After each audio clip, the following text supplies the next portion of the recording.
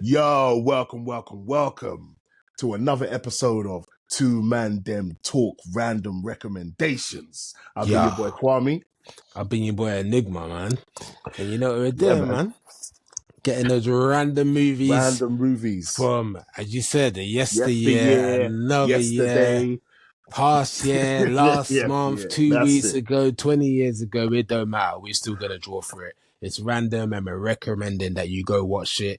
Even if you've seen it, watch it again, man. Seriously, that's how we're feeling about that, man. Literally. So, yeah, bruv. So, what are you going to jump off with, bruv? Okay, so I'm going to jump off with, I ain't going to lie, I think I just got like a basket full of classics that I'm just trying to throw. I mean, I can come with the random ones that are just good movies that I think people should watch. Right now, I think I want to stay on a classic trip. Yeah. And, bruv, I got a classic for your ass. Yeah. Airplane. Calm down. Now get back to your seat. I'll take care of this. Calm down. Get off your seat. Doctor, you wanted to fall. Everything's been You got, in case people don't know, because there's a problem there's a problem with the cockpit. The cockpit, what is it? It's a place at the front of the plane, but that's not important right now. Surely you can't be serious. I am serious, and don't call me Shirley. Can you fly this plane and land it? Robert Hayes. Surely you can't be serious. I am serious, and don't call me Shirley. Bruv, this movie, is the benchmark of comedy. I don't care what nobody says, So much shit came from this shit. Airplane 1 and 2 is the birth child of Police Squad. Spoof movies. The whole spoof shit. Police Squad, Naked Gun, Spaceballs. I mean, don't get me wrong. Mel Brooks was doing this as well at the same time. Yeah, because obviously he had this, Blazing Saddles, ridiculous classic, and obviously Spaceballs, and then he had a couple. He's had a few. We'll talk about Mel Brooks at another time. I'll recommend one of his later. But bruv, Airplane. I don't know what it is, bruv. Do you know what it is? It's the deadpan comedy, bruv. Yeah. It's because if you watch the original film that it's based on, it's so serious. And they literally said, fuck that. It's going to be just as serious, but we're going to throw in the most stupidest, craziest, ludicrous, nuttiest jokes pieces of humor. And and it's the fact that they all keep straight faces, bruv. Like, I don't know. Leslie Nielsen, to me, is hands down one of the best comedic actors of all time. Me, he is top 5 comedic actors of all time. I mean that. I'm putting him up there. Like Jim Carrey is in that echelon. Steve Martin is in that echelon. Like, you know what I mean? Obviously, Eddie will always be there for me as well. But you know what I mean? Like, these guys are, like, to me, unsung heroes. I grew up on them. Leslie Nielsen, it's like his body of work wasn't massive. Because obviously he did Police Squad, which was a TV show, which is what the Naked Gun series was based off. But his body of work is so solid. He didn't need nothing other than Airplane, Naked Gun. Yeah. Do you get what I'm saying? That's all he needs. Police Squad. That's all he's got. Classics. And his deadpan humor, no one's touching. Airplane is funny as shit. I like the way they spoof. Saturday Night Fever? I like the way they spoof.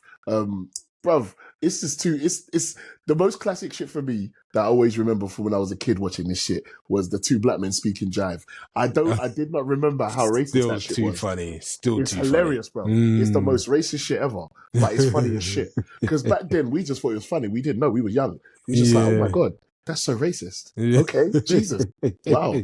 He literally comes over and says, "It's okay, ma'am. Don't worry. I speak jive." I was like, did they really do this? Nah, did they really do this? It's classic, man. I didn't notice this because, again, when I used to watch this, I was really young. So I haven't watched it in a long time, but I watched it now, like, more recently. And watching it more recently, I started to, like, notice things that I didn't notice when I was younger. And I didn't realize it's such an obvious joke. And I'm only now realizing that I didn't catch it back then. And that was the fact that, Kareem Abdul-Jabbar is in it. Yeah. And they have this joke in it where the kid keeps recognizing him as Kareem Abdul-Jabbar. Yeah. And I totally didn't catch it. It's such an obvious joke. And I was like, hold on, why did I miss this before? It's such an obvious joke, but it's so funny because it's like, the kid's like, but you're Kareem Abdul-Jabbar. Like, talking about his basketball stats. Yeah, and then Kareem just like switches on him. Like, when he brings it, like, literally brings in some real shit. It's like, do you know how hard it is every day to get up on that court? Bro, I was dying. I was like, nah, this film is sick, bro. I can't believe I forgot about that. I totally forgot about that shit. But yeah, Kareem Abdul-Jabbar killed it. Leslie Nielsen killed it. Like everybody. I really, really like this film a lot, and I really highly recommend it. Highly recommend it.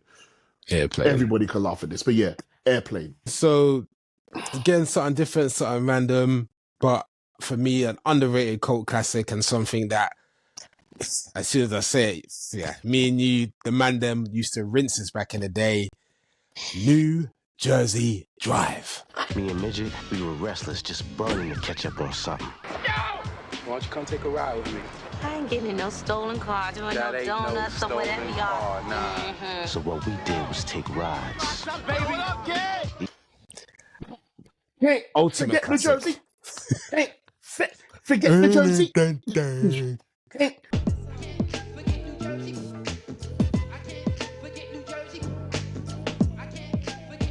Are you, bruv? I'm slightly hating that you got to talk about this and I didn't. Oh, you're a G. You're a G. Look, New Jersey Drive. You grew up on it. We grew up on it. You grew up on it. Came out in 1995. If people don't know, look, people always want to think that the classic Black Hood movies are Boys in the Hood, Menace to Society. Not fast. Maybe you might throw in like a bit of Sugar Hill or something, but nah. This shit was our shit. New Jersey Drive, all about young carjackers and just that life. And to be honest with you, midget. If eat your carrots, grandma. Eat your carrots. Eat your carrots, grandma. See what I'm doing here? My clippers was up in here. Look, we what you doing in my bag? What you doing in my bag? My clippers was up in here. Well, you don't call me no motherfucking lie, black man. You calling me a lie? Don't call me no motherfucking lie, black man. New Jersey Drive. Let me see his face. Let me see his face. Let me see his face. Roll, bruv. Now let's stop because, bruv, New Jersey Drive. There's too many. There's too many. Bruv, no, real talk, yeah. Real talk. Do you realize? Do you remember how much we used to watch this movie? Like this film. Do you remember the classic tape, the VHS Friday, tape? Bad Boys, New Jersey Drive. Straight. The combination. It's an unbeatable trilogy of different genres that mixes watched together. It so much, bruv, that man put it onto mini disc so we could listen to it. Why was we obsessed, bruv? Listening to this when shit, when we moved to New York, bruv, literally, bruv, I used to go to sleep listening to that shit. Listening to New Jersey Drive. Man was obsessed, bruv. Serious, bruv. Serious. But again, if people don't know, and it is one of those ones that if you knew back in the day, but I can totally understand if people literally have never heard of it. And the story really doesn't go beyond young crew growing up, their carjackers, and the trials and tribulations of living in the hood. Basically, that's really it. And a bit of police corruption, police on their necks, etc. Police brutality. Nothing can really change. But based on a true story. Based on a true story as well. But for me, it's just New Jersey Drive. Even if you like, then we know younger kids even might know, like the younger generation know that 90s is regarded as the golden era for hip hop, etc. New Jersey Drive is like a time capsule of that. Great soundtrack.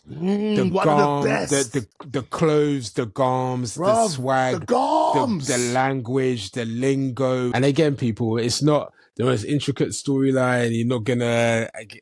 It's not Oscar winning shit. We ain't recommended that. It's just a pure slice of 90s hip hop, raw, unfiltered, great one-liners, dope from beginning to end. And again, if you can, it's hard to get it, but if you can get a hold of that New Jersey Drive soundtrack, this day, one of the best soundtracks up there with Above the Rim. There's certain soundtracks that are just next level, and New Jersey Drive is 100% one of them. Seriously, Outkast up on there, Lords of the Underground, Redman. It's Queen Latifah. It's a who's who of New Jersey artists. It's just Coolio, everything, bruv. Shit. Seriously sick, so check that. But yeah, man, that's my recommendation. New Jersey Drive, definite classic, and you guys should check it out if you haven't seen it before or if you ain't seen it in a while. Yeah.